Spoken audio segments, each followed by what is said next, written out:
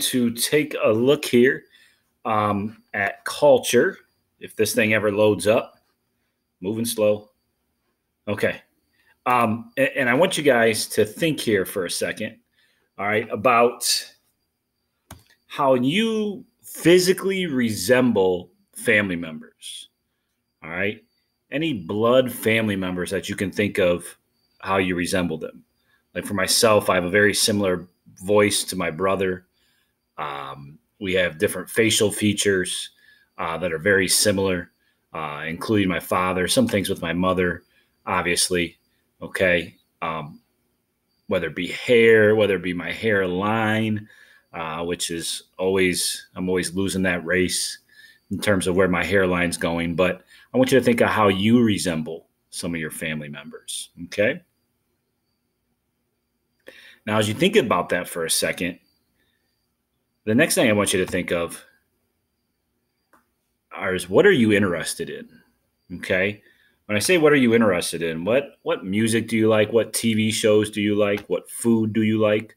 Those types of things. All right. Like for example, music for me, it's pretty much everything but country. Uh, there's a few country songs I can dig, but for majority of them, not a big fan. All right, but everything else, okay, every other genre, I'm a fan of. TV shows. Right now, I probably the only TV that I watch is mostly sports related. But I did during quarantine watch Ozark, and that's a fantastic show on Netflix. Uh, there's a couple other ones. I was a huge fan of The Sopranos, but anyway, and then food. I like all food. My number one is ribs. If you don't like ribs, then I don't know if we can actually talk to each other because they're fantastic. But anyway, now when you think of this, so you have this list of how you are physically, all right, similar to blood relatives. And then you have this list of things that you enjoy. All right. Where does this take us? Okay. What I want you to think of is that you are a product of both your heredity and your culture. All right. Now you might share some of the things on here. You might share some of that, like the interest with your family. And it might be because of your upbringing that you have, the food. I mean, there's a dish probably growing up that you guys all enjoyed. Music might have been similar music. TV shows, maybe you watch some of them as a family. I don't know. All right. There's no hiding from the top one. Okay. You can't really change that. All right. I don't get to change my voice, my natural voice. Okay. But there are things that, that I might like that my brother doesn't like. All right. So who are we? All right. We are a product of both our heredity and our culture. And I want us to start to think that way as we go into this culture chapter. There's a lot of interesting things. And we're mainly going to focus on American culture. But it's a huge part of who we are and how we go about our everyday, our day-to-day, let's say our day-to-day, what we do. Okay. Everything from grabbing breakfast, all right, to what you listen to when you drive to work, that day-to-day of who we are. And we're more similar than we actually think too. Now, what is culture? Culture consists of knowledge, values, customs, and physical objects that are shared by members of a society. So things we know, what we value, our customs, all right, we'll talk about what those are, and these physical, tangible objects that we'll also discuss. And we talk about physical objects, some material culture, all right, things like in the United States, skyscrapers. Okay, you go to a big city, you're going to see large, tall buildings. And you're going to see that really around the world in most big cities as those have become popular.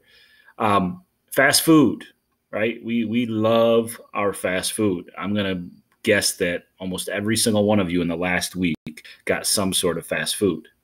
All right. But did you all go to Outback? All right. No. In our culture, first off, just the cost alone, right? But it's a little bit different. Cell phones. Cell phones are a huge part of our culture. They're more than just a phone. It's more than just contacting with people.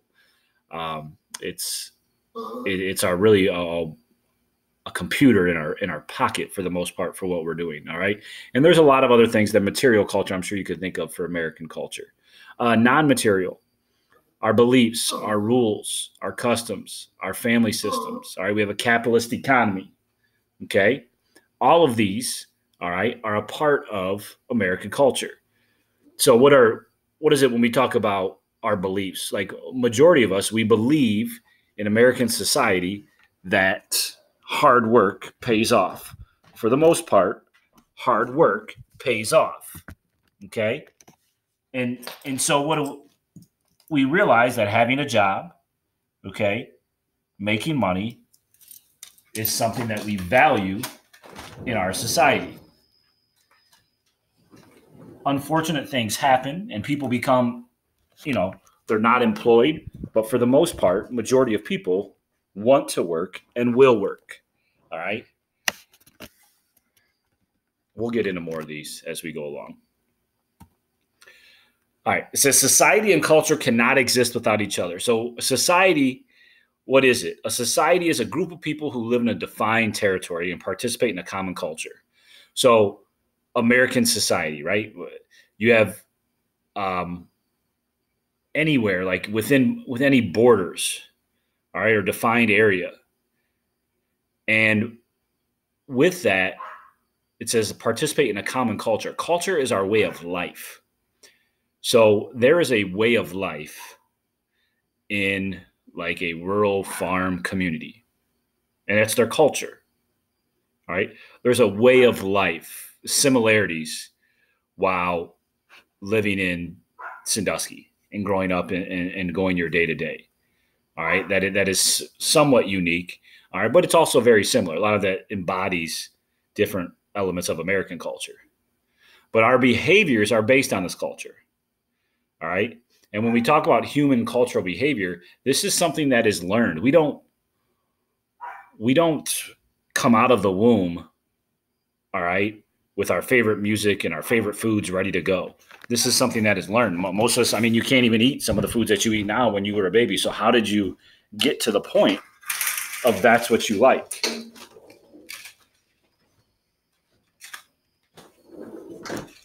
All right. Now,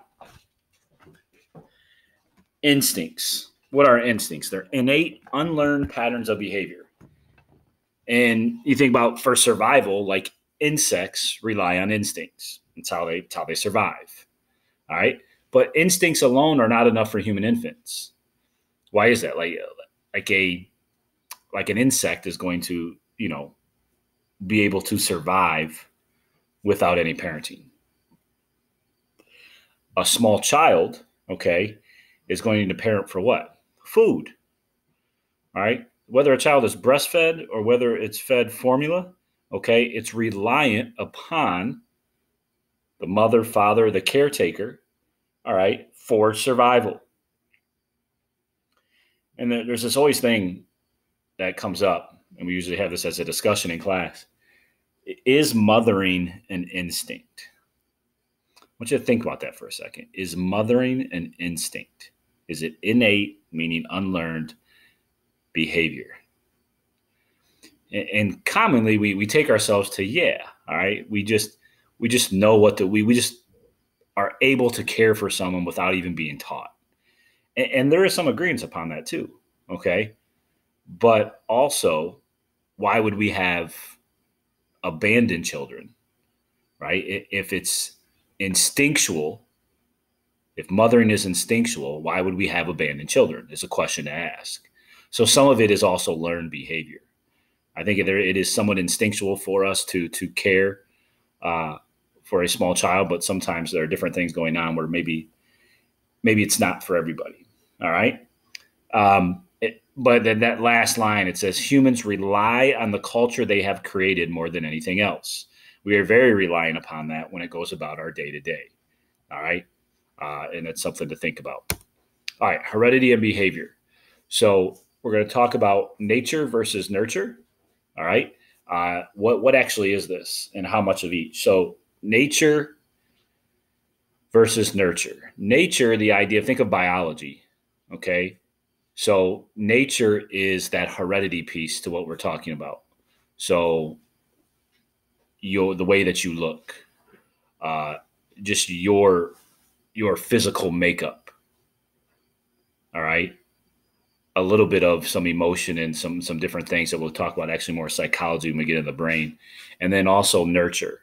So when you nurture someone, think of it from when a baby leaves the womb and it goes through this process all the way through till it leaves the household that it grows up in. It's nurtured in that process.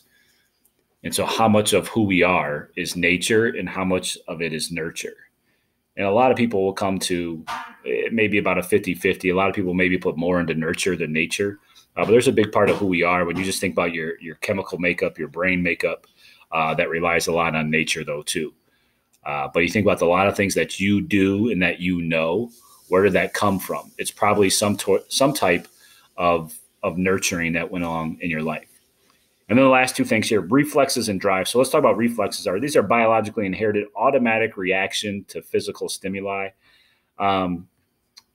Just a reflex is definitely more when we're talking about nature. We have biological reactions to things that happen in our environment, right? So if you touch a hot stove, all right, what's your reflex? Most people aren't going to just keep their hand on it and let it burn down to the bone. Your reflex is to pull the hand away, and it helps you, right? That's the kind of stuff that helps you survive. Think if you had no feeling in your hands or your arms and your legs, and you walked, into a fire, all right, you would not survive without reflexes. Now, drives are a little bit different. Sorry.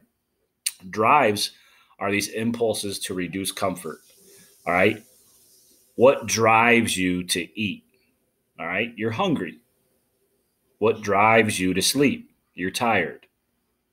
What drives you to drink? You're thirsty. Okay. You could take that a step further. What drives you to associate with others? There's literally a chemical release of possibly dopamine, just literally communicating and being around other people that typically makes us feel good. Not everybody. Some people have anxieties when they're around others too. All right. So they might be driven to not be around or associate themselves with anybody else because of the anxieties that happen due to being in those crowds. But our drives are also impulses that keep us, around. I mean, you need to eat, you need to sleep, you need to, drink water. All those things are essential for your survival. Okay. But when looking at those nature aspects, okay, because these are more nature, these do not control necessarily human behavior. Culture is behind a lot more of some of our day-to-day human behavior, right? Like, for example, it may be in somebody's mind, it may be instinctual or drive, like if you're upset or if you're having trouble, that somebody's going to cry, okay? But culture, so what's the difference here is that culture might change the stimulus of crying, all right? So, for example, if I were to pinch, let's say that we were all in class and there's a male in the front row and there's a female in the front row. If I pinch the female and she cries, I, as a teacher, am looked at as a jerk. If I pinch the male, I'd still be a jerk if I pinch the male, but he cries. More attention is going to be put towards him crying because of this idea in our society. It's a part of our culture, and you can like it or dislike it, but most people are he's probably going to be made fun of for crying, for being pinched, all right? And that putting him in tears as a high schooler. Okay, if you did it in kindergarten or something like that, it would be a little bit different. But as we grow up, it's this idea of, testosterone-driven ideas behind in our male culture that he shouldn't be crying. So just think about how culture channels some of our biological characteristics and how we express those. Okay, so here's going to be the assignment. That was just your little intro to culture. We've got a lot more to do with this. This is a relatively long chapter, but I want you to start to think about a couple things. So your assignment, you're going to be coming up with examples of American culture for the following topics. So food, school, religion, politics, music, technology, and forms of communication. And work. So what's going to be on your worksheet that's attached here is you're going to see that you are going to have to come up with, and you don't even necessarily have to, if you have to look up some of these, that's fine. But think about when you think of food in America, where do you go? I mean, some of you might literally think fast food as how popular that is. It might be, hot dogs and hamburgers, classic American food, right? When you think of school in America, part of American culture, what is that? What does that look like? And this isn't somewhere where you put like school sucks. Like I'm saying, in our culture, what is school? What is religion in America? What is politics in America? All right. Music. So what types of music? The idea of the different, well, what's popular? Okay. And I want you to think about what is the impact of those on society and everyday life. So what's the impact of food on society and everyday life? I'll kind of help you out with this. Think of this. We eat relatively unhealthy compared to other cultures. Okay. What's the impact? We have our health. Okay. Our obesity rate is higher than most. Okay.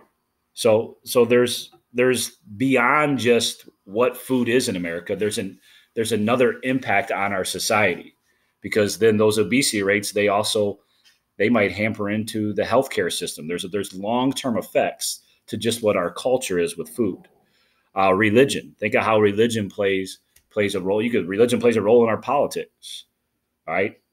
And some say it should play more. Some say it should play less. Just those two alone, how they actually kind of work together. But you can go anywhere with this. This is your idea. But what I want you to really make the connection to is how they impact our society and our everyday life. And hopefully that's clear by the way that I spelled it out on the worksheet. All right. So a short lecture here today just to kind of introduce us to culture. We'll talk about this stuff in class. If you guys, by the time you watch this, we probably already did talk about this in class. All right. But if you have any questions, make sure that you get a hold of me.